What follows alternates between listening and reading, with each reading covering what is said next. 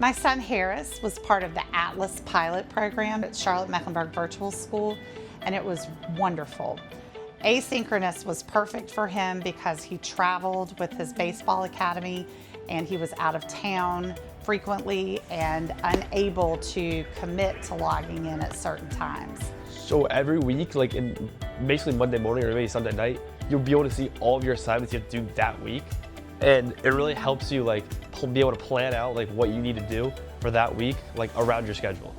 He did have to commit to deadlines and turn work in a timely fashion. It wasn't like he could just wait 3 months and turn work in. So the opportunity to learn asynchronously and have specific due dates worked really well for him.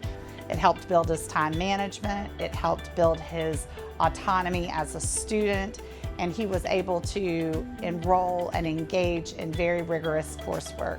As a matter of fact, he took AP Calculus online, and I was very concerned about that, but he did extremely well, actually better than he did in previous AP classes in person.